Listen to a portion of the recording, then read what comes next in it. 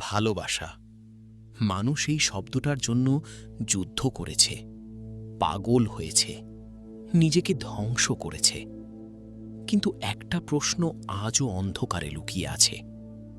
যেটাকে আমরা ভালোবাসা বলি, সেটা কি সত্যিই ভালোবাসা, নাকি শুধু শরীরের টান, একাকিত্বের ভয়, নাকি ভিতরের শূন্যতা ঢাকার চেষ্টা? স্বাগতম বুকটক বাংলা 2.0-তে। আমি রুয়েল। আমরা আলোচনা করছি from sex to super consciousness, যৌনতা থেকে আত্মজাগরণ বই নিয়ে। আর আজ এই সিরিজের 4 নম্বর ভিডিও। আজ আমরা নামব এমন এক মানসিক অন্ধকারে, যেখানে মানুষ ভালোবাসার নামে আসলে কি খুঁজে বেড়ায় সেটা ধীরে ধীরে পরিষ্কার হয়ে উঠবে। আজ আমরা কথা বলবো কামনা আর ভালোবাসার পার্থক্য, কেন মানুষ প্রিয় মানুষটাকে নিজের সম্পত্তি বানাতে চায়, কেন অনেক সম্পর্ক আসলে একাকিত্ব থেকে পালানোর জায়গা, আর কেন ওশো বলেছিলেন যে মানুষ একা থাকতে পারে না, সে কখনো গভীরভাবে ভালোবাসতেও পারে না। ভিডিওটা শেষ পর্যন্ত দেখো, কারণ আজ হয়তো তুমি প্রথমবার বুঝবে অনেক সম্পর্ক ভালোবাসা না, দুইটা একাকিত্বের অস্থায়ী চুক্তি। চলুন শুরু করি আজকের প্রথম পয়েন্ট। পয়েন্ট 1, কামনা মানুষকে টানে, ভালোবাসা মানুষকে দেখে।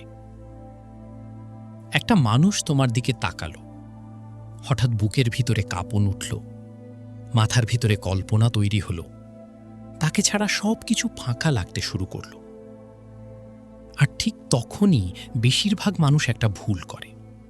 সে ভাবে আমি প্রেমে পড়েছি। কিন্তু ওশো এখানেই থামতে বলেন, কারণ সব তীব্র অনুভূতি ভালোবাসা না। কিছু অনুভূতি শুধু শরীরের টান, কিছু অনুভূতি শুধু মানসিক ক্ষুধা, আর কিছু অনুভূতি আসে ভিতরের একাকিত্ব থেকে। এই কারণেই কামনা খুব দ্রুত জন্মায়।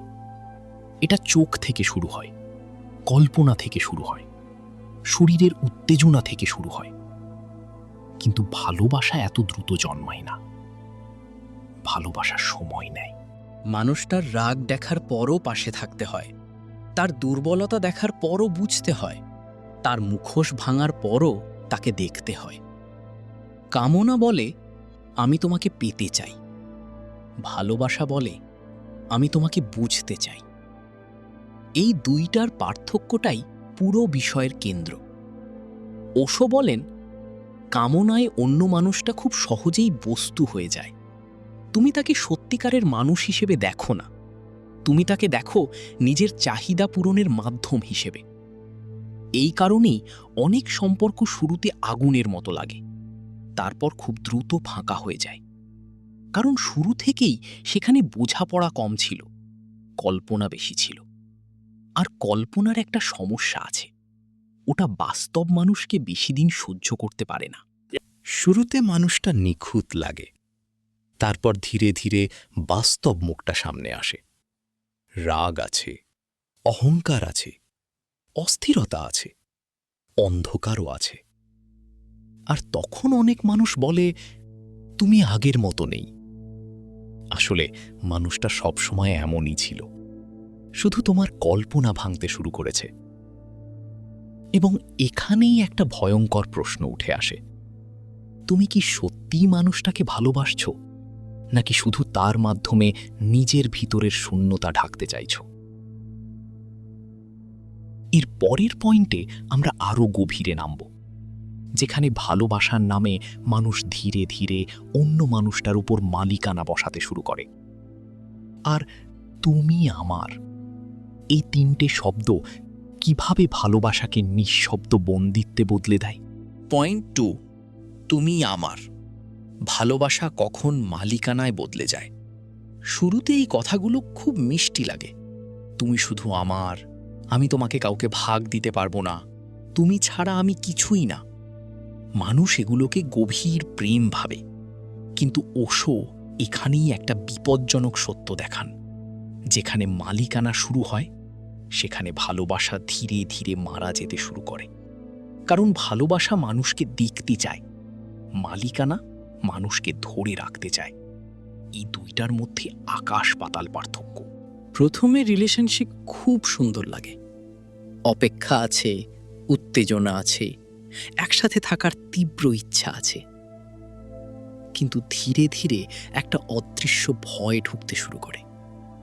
সে যদি বদলে যায়, সে যদি অন্য কারো দিকে চলে যায়, সে যদি আমাকে আর আগের মতো না চায়।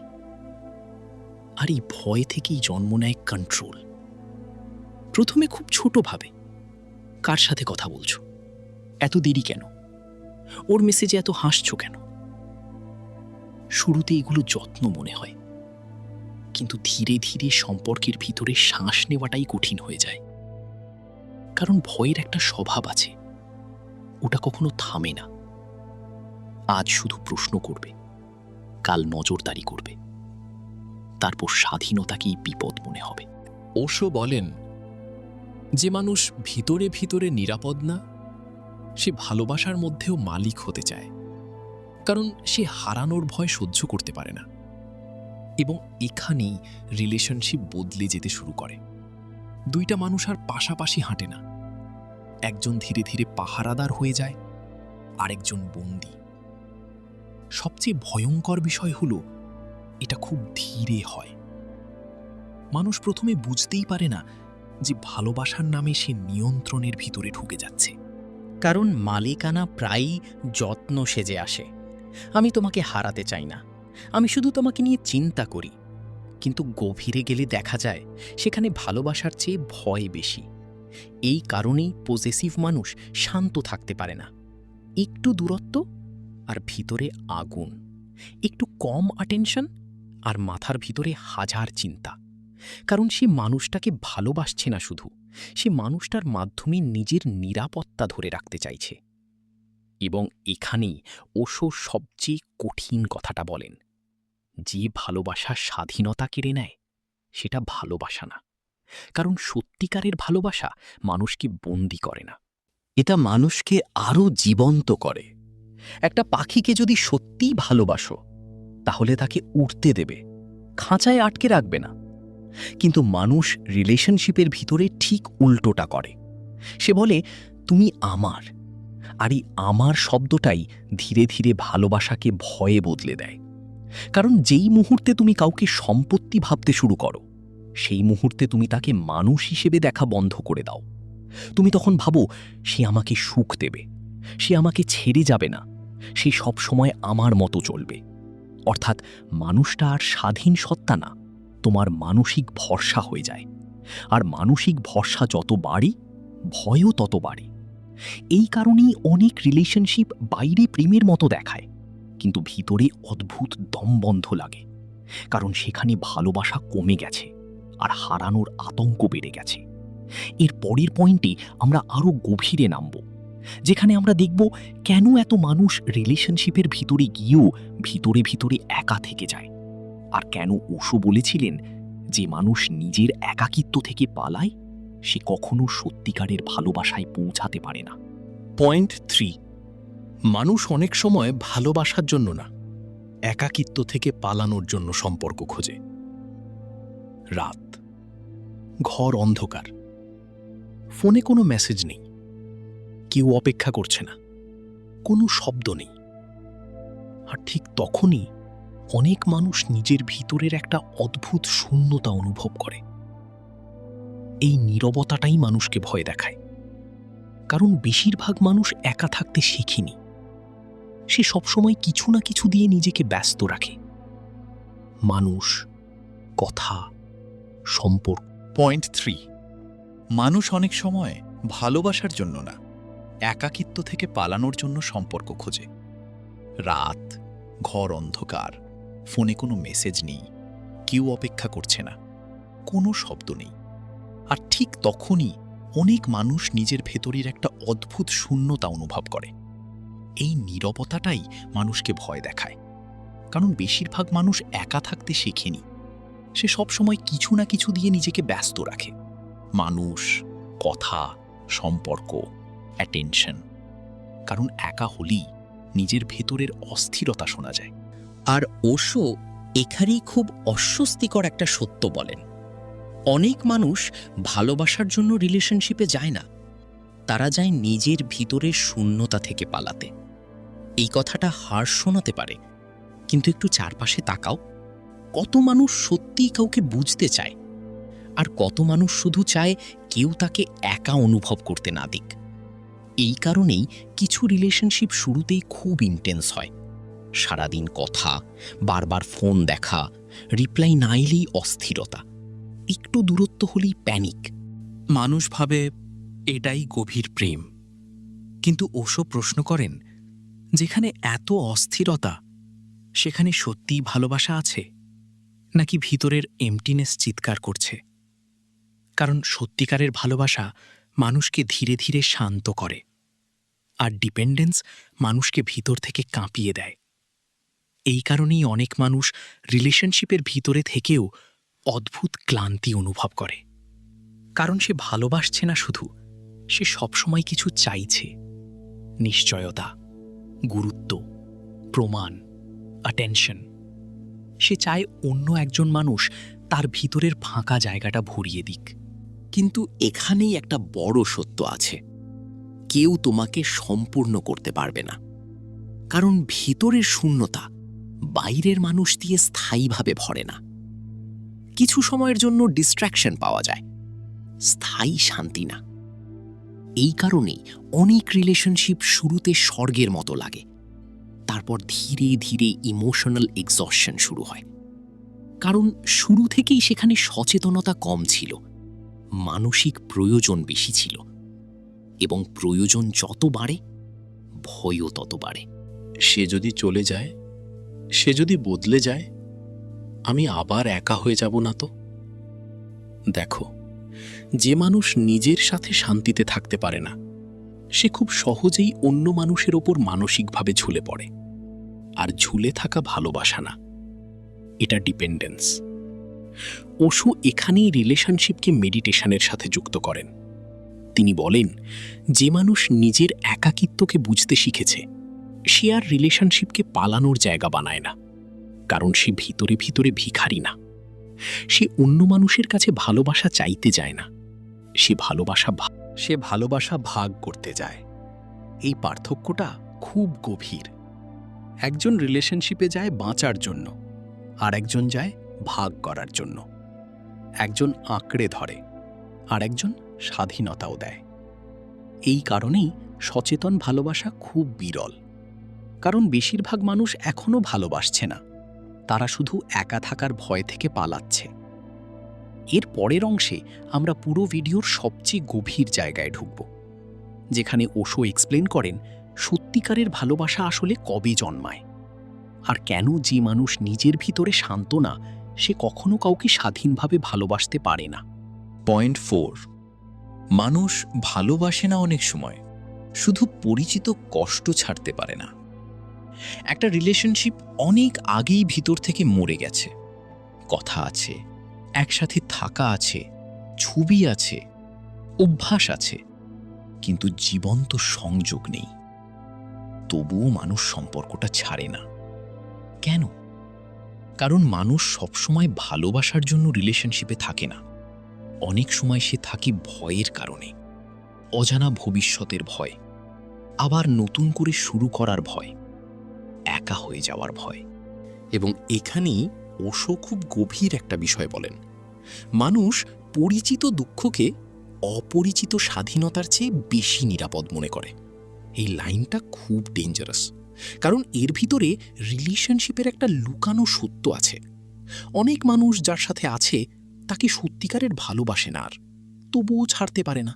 কারণ মানুষ শুধু অন্য মানুষের সাথে অ্যাটাচড হয় না, সে অ্যাটাচড হয়ে যায় অভ্যাসের সাথে, রুটিনের সাথে, পরিচিত অনুভূতির সাথে। এই কারণেই টক্সিক রিলেশনশিপ থেকেও অনেক মানুষ বের হতে পারে না, কারণ পেইন ফ্যামিলিয়ার হয়ে গেছে, আর মানুষের মাইন্ড ফ্যামিলিয়ার জিনিস আঁকড়ে ধরে, যদিও সেটা তাকে ধীরে ধীরে ভিতর থেকে মেরে ফেলছে। ওশো বলেন, যেখানে সচেতনতা নেই, সেখানে রিলেশনশিপ খুব সহজেই হ্যাবিট হয়ে যায়। আর হ্যাবিটের সবচেয়ে বড় সমস্যা হলো, ওখানে মানুষ জেগে থাকে না, সে শুধু রিপিট করে। একই ঝগড়া, একই কষ্ট, একই মানসিক ক্লান্তি। তবুও রিলেশনশিপ চলছে, কারণ দুজন মানুষই ভিতরে ভিতরে ভয় পাচ্ছে। আমি যদি একা হয়ে যাই, আমি যদি আর কাউকে না পাই, আমি যদি নতুন জীবন শুরু করতে না পারি। এবং এই ভয় রিলেশনশিপকে ধীরে ধীরে জীবন্ত সংযোগ থেকে মানসিক কারাগারে বদলে দেয়। সবচেয়ে ভয়ঙ্কর বিষয় হলো, বাইরে থেকে সব স্বাভাবিক দেখায়, মানুষ হাসছে, ঘুরতে যাচ্ছে, ছবি তুলছে, কিন্তু ভিতরে নীরব দূরত্ব। ওশো এখানেই বলেন, দুইজন মানুষ পাশাপাশি থাকলেই তারা কানেক্টেড না, অনেক সময় শুধু দুইটা অভ্যাস একসাথে বেঁচে থাকে। এই কারণেই অনেক রিলেশনশিপের ভিতরে প্যাশন ধীরে ধীরে মরে যায়, কারণ সেখানে অ্যাওয়ারনেস নেই। মানুষ আর সত্যিকারের একে অপরকে দেখছে না, সে শুধু পুরনো প্যাটার্ন রিপিট করছে, একই রিয়াকশন, একই এক্সপেকটেশন, একই ডিসঅ্যাপয়েন্টমেন্ট। আর ধীরে ধীরে রিলেশনশিপ একটা মেকানিক্যাল জিনিস হয়ে যায়, ঠিক মেশিনের মতো, চলছে কিন্তু জীবন্ত না। এবং এখানেই ওশো রিলেশনশিপের সবচেয়ে গুরুত্বপূর্ণ ডেঞ্জার এক্সপ্লেন করেন। যখন ভালোবাসা সচেতন না থাকে, তখন সেটা ধীরে ধীরে হ্যাবিটে বদলে যায়। আর হ্যাবিট মানুষকে নিরাপত্তা দিতে পারে, কিন্তু জীবন্ত অনুভূতি দিতে পারে না। এই কারণেই কিছু মানুষ রিলেশনশিপের ভিতরে থেকেও ভিতরে ভিতরে মৃত অনুভব করে, কারণ সেখানে এক্সাইটমেন্ট নেই শুধু না, সেখানে প্রেজেন্সও নেই। কেউ কাউকে সত্যিকারের দেখছে না, আর সবকিছু অটোমেটিক হয়ে গেছে। এবং হয়তো এটাই রিলেশনশিপের সবচেয়ে নিঃশব্দ মৃত্যু, চিৎকার ছাড়া, ব্রেকআপ ছাড়া, ড্রামা ছাড়া, শুধু ধীরে ধীরে ভিতর থেকে ফাঁকা হয়ে যাওয়া। এর পরের অংশে আমরা পুরো ভিডিওর সবচেয়ে গভীর প্রশ্নটার সামনে দাঁড়াবো। সত্যিকারের ভালোবাসা তাহলে কেমন? আর কেন ওশো বলেছিলেন, যেখানে সচেতনতা আছে সেখানে ভালোবাসা প্রতিদিন নতুন হয়ে জন্মায়। ফাইনাল পয়েন্ট, সত্যিকারের ভালোবাসা কখনো অভ্যাস না, এটা প্রতিদিন নতুন করে জন্মায়। ওশো বলেন, ভালোবাসা যদি শুধু অভ্যাস হয়ে যায় তাহলে সেটা আর জীবন্ত থাকে না। এই কথাটা প্রথমে খুব সাধারণ শোনায়, কিন্তু একটু গভীরে গেলে বোঝা যায় বেশিরভাগ রিলেশনশিপ ধীরে ধীরে লিভিং কানেকশন থেকে মেকানিক্যাল রুটিনে বদলে যায়। মানুষ তখন আর একে অপরকে নতুন করে দেখে না, সে ধরে নেয় আমি তো তাকে চিনি। আর ঠিক সেখান থেকেই রিলেশনশিপের ভিতরের মৃত্যু শুরু হয়। কারণ যেই মুহূর্তে তুমি ভাবলে তুমি একজন মানুষকে পুরোপুরি জেনে গেছো, সেই মুহূর্তে কিউরিওসিটি মরে যায়, দেখা মরে যায়, বোঝা মরে যায়, জীবন্ত সংযোগও ধীরে ধীরে মরে যায়। ওশো এখানেই অ্যাওয়ারনেসের কথা বলেন। তিনি বলেন, সচেতন মানুষ প্রতিদিন নতুন চোখে দেখে। সে মানুষটাকে পুরনো অভ্যাস বানায় না, কারণ মানুষ কোনো ফিক্সড অবজেক্ট না। সে প্রতিদিন বদলাচ্ছে, তার অনুভূতি বদলাচ্ছে, তার ভিতরের জগৎ বদলাচ্ছে। আর সত্যিকারের ভালোবাসা মানে এই পরিবর্তনকে প্রতিদিন নতুন ভাব দেখা। এই কারণেই কনশিয়াস লাভ খুব রেয়ার, কারণ বেশিরভাগ মানুষ রিলেশনশিপের ভিতরে জেগে থাকে না, সে অটোমেটিক হয়ে যায়। একই রিয়াকশন, একই এক্সপেকটেশন, একই ঝগড়া, একই ইমোশনাল প্যাটার্ন। ধীরে ধীরে রিলেশনশিপ একটা মেশিনের মতো চলতে থাকে, চলছে কিন্তু বেঁচে নেই। আর এখানেই ওশো মেডিটেশনের সাথে ভালোবাসাকে যুক্ত করেন, কারণ মেডিটেশন মানুষকে প্রেজেন্ট হতে শেখায়, এই মুহূর্তে দেখতে শেখায়। যখন মানুষ প্রেজেন্ট থাকে, তখন সে অন্য মানুষটাকেও সত্যিকারের দেখতে শুরু করে। তখন রিলেশনশিপ হ্যাবিট না, একটা লিভিং এক্সপিরিয়েন্স হয়ে ওঠে। সেখানে কন্ট্রোল কমে যায়, মালিকানা কমে যায়, ভয় কমে যায়। কারণ মানুষ তখন আর ভালোবাসাকে সার্ভাইভাল হিসেবে ব্যবহার করছে না, সে শেয়ারিং হিসেবে বাঁচছে। এবং এখানেই কামনা আর সচেতন ভালোবাসার শেষ পার্থক্যটা পরিষ্কার হয়ে যায়। কামনা চায় উত্তেজনা, ভালোবাসা চায় উপস্থিতি।